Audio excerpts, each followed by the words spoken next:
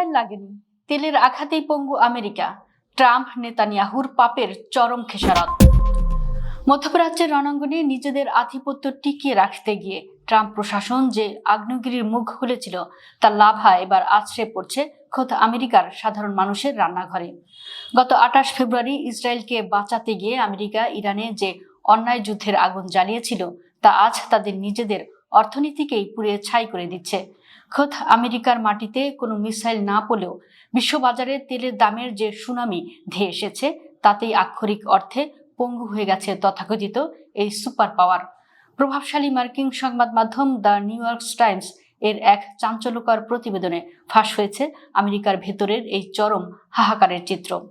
যুদ্ধের মাত্র 1 মাসের ব্যবধানে যুক্তরাষ্ট্রের জ্বালানির দাম প্রায় 34% বেড়ে গেছে।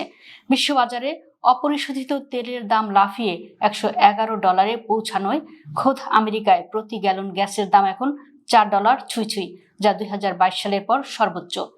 বিমানের ভাড়াও এক লাফে 17% বেড়ে গেছে। ট্রাম্প ও নেতানিয়াহুর এই সাম্রাজ্যবাদী পাপের চড়া বিল মেটাতে গিয়ে আজ আক্ষরিক অর্থেই পকেট শূন্য হয়ে গেছে সাধারণ মার্কিনীদের। বিলাসবহুল আমেরিকার ড্রিম আজ পরিণত হয়েছে এক বেঁচে থাকার করুণ লড়াইয়ে।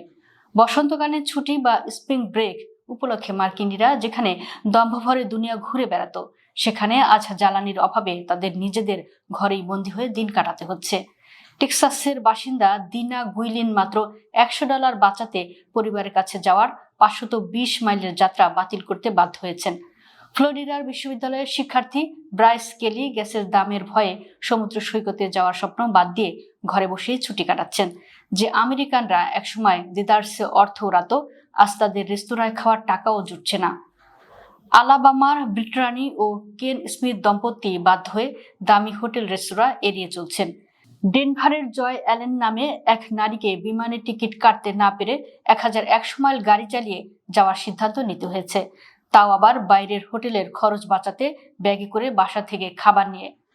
আয়োভা ডেস ময়নেস শহরের শিক্ষক অ্যাডাম এলসিঙ্গার চরম হতাশা নিয়ে জানিয়েছেন, বিমানের টিকিট $400 থেকে বেড়ে $900 হয়ে যাওয়ায় পুরো পরিবার নিয়ে তাকে এখন ঘরেই বন্দী থাকতে হচ্ছে।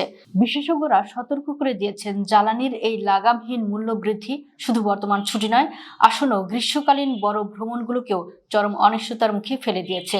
অনেকেই এখন অপেক্ষা করো এবং দেখো নীতিতে চলছেন। তেলের দাম $4 ছাড়ালে পুরো আমেরিকান পর্যটন ও যোগাযোগ খাত আক্ষরিক অর্থেই ধসে পড়বে।